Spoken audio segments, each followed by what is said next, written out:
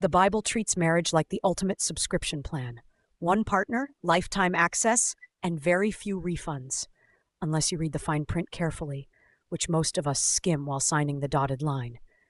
That tension between marriage as an ideal and the messy reality of human hearts is a through line from Genesis to the Gospels, where the original design for two becoming one flesh gets repeated like a refrain people both love and ignore.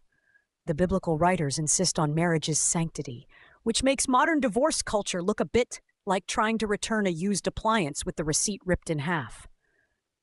Jesus, when he shows up in the conversation, is refreshingly blunt and allergic to loopholes. He points back to creation and admonishes that what God joined, humans should not separate. Then adds an eyebrow-raising exception clause that has theologians arguing across centuries about Greek words and whether sexual immorality is a helpful definition or a theological Rorschach test. Meanwhile, Mosaic law gives us divorce regulations that read like pragmatic emergency instructions, not what God wanted, but what the legal system tolerated because people were, well, people. The tone there is equal parts stern and resigned, like a parent who keeps a spare key because teenagers will be teenagers. Paul tries to be the pastor in the room who both comforts and sets boundaries. Stay married if you can, but if an unbelieving spouse walks out, the one left behind isn't spiritually shackled to a disappearing partner.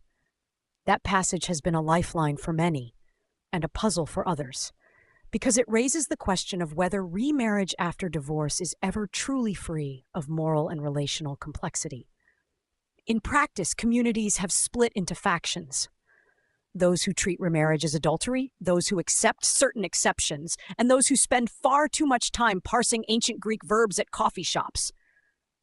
Then there's annulment, the ecclesiastical version of this marriage was never valid. The ultimate plot twist. While not a magic eraser for pain, annulments claim that, under particular conditions, the sacramental bond never existed in the first place. Missing consent, fraud, incapacity, or the sort of incompatibility that isn't merely annoying but foundationally disqualifying. For people who need a tidy moral reset, annulments function like the theological equivalent of discovering you'd been using decaf and suddenly realizing you can sleep again. For everyone else, they raise the awkward question of whether the church can legally declare reality null and void without rewriting history. So what's the take home, delivered with as much sardonic tenderness as Scripture allows? The Bible sets an admirable, stubborn standard. Marriage is meant to be lifelong, because relationships matter more than ease of exit. Yet Scripture also shows past